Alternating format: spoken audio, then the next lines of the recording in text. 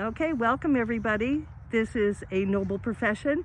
I'm Cherie Irwin, and this is my subject. Would you please introduce yourself, Ansel? Yes, I am Ansel Santosa, and I am one of the founders of Ballydeedon Farm Sanctuary on Whidbey Island in Washington. And how long have you been here? We have been on the island for 2 years, and we moved here in order to start the sanctuary, so it started up right away. Where did you move from?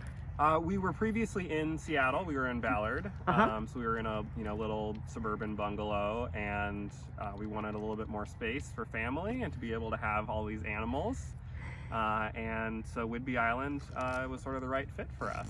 Sounds perfect. And what were you in before here, or during here, or what's your other your previous profession? I'm a software engineer by trade. Oh, and great. So I was previously a freelancer, and I worked at Extra Hop Networks, and I'm now at Pioneer Square Labs, and so.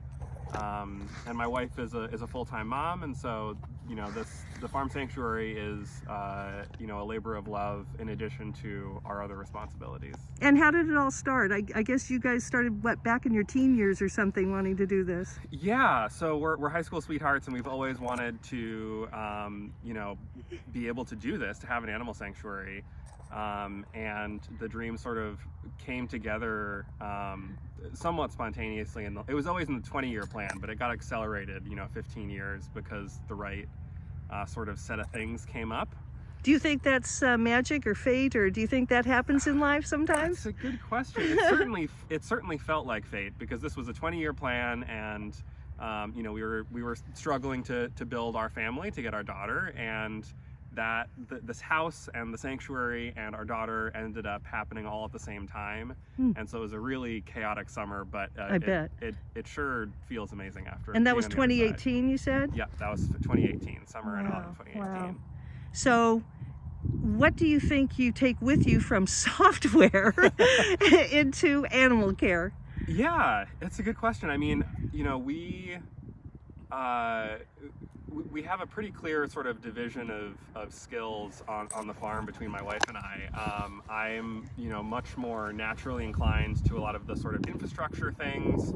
So building out all the fencing and deciding where the animals are going to go, and the spreadsheets and all of that stuff. The farmer stuff. Yeah, those are the things that I'm naturally drawn to. And all of those skills come from software. And then there's a bunch of things that I just do in software that helps us run the sanctuary as well. So like we have live streaming cameras that we have set up for all the animals, which you surveillance here? Yes, we do surveillance here. Wow. So we have five cameras around the farm that anyone can log into on our website at any time. And what is that? And that's ballydeedon.farm. And I want you to go over the name for a Yes. minute, because that's a little bit different. Yes, it is a little different. So my wife has an Irish background, and we love Ireland. And so we were actually on the west coast of Ireland when we closed on this property. And so we decided to give it a Gaelic name. So Ballydeedon is literally farm sanctuary in Gaelic. So that's BALLYDIDEAN. Real good. .farm. And so that website and a Facebook page was one of the first things I put up when we moved in. And That's this was smart. even before we had, our 501c3 paperwork had gone through. And so this was really early. And we hadn't really done anything else, about the farm. We had a, brand new newborn infant. And so we were focusing on that. Not busy at all. Not busy at all. Gee. But because we had the website, that's how our first animals found us. So Dahlia and Rosie Cotton, the Jersey over there with the dark face, and the miniature belted Galloway, they found us via our website. Their owner needed a new place to board them, and was looking for a sanctuary. She lives on the south end of the island here.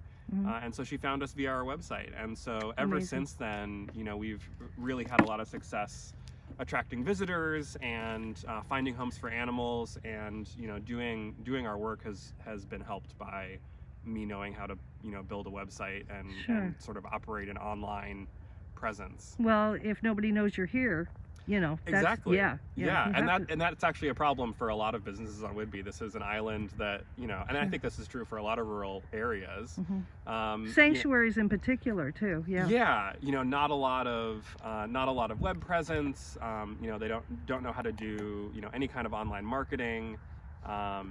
You know, so even if you're just trying to get a pizza on the island, it's kind of hard to know where the restaurants are, if they're open, what their phone numbers, all that stuff. True.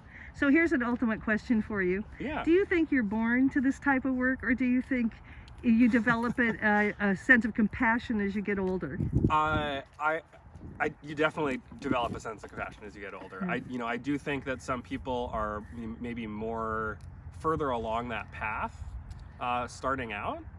But you know, like my wife, for example, stopped eating meat the day she found out that meat came from animals. Yeah. But I was much later to that discovery and that journey.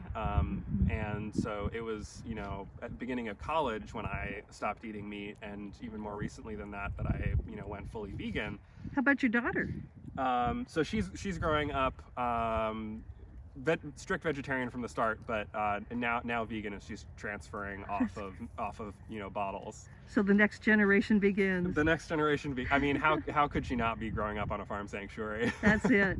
And I want to go over real quickly. Who do you all have here? How many animals and what kinds? And 'cause Right. it looks like you take all kinds of animals. Yes, we do take all kinds of animals. We have some there are some animals we don't have that we'd like to have. We'd like to have pigs someday. We'd like to have sheep someday, and you know, they'll come. We haven't sought out any of our animals. They've just all kind of appeared here.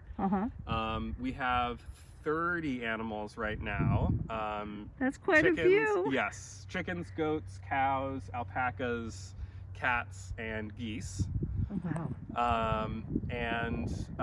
Yeah, various different ages. I think our youngest is our 2 calves. We have 2 Holstein calves that we rescued from a dairy operation just a couple months ago. And I hear I get to feed them pretty You get soon. to feed them pretty soon. Yeah, Wonderful. that's right. And then our oldest is Cusco, the alpaca, who is 19 or 20 at this point. I'm trying to find Cusco. Oh, I think she's way down there. Way down there. We can barely get a picture of her. Okay. But yeah, so he is, I mean, he he's is. like 95 in alpaca years, Whoa. right? Alpacas, you know, have a lifespan of 15 to 20 years, and he is about 20. I'll be darned. So his brother just passed away this spring, but Oh.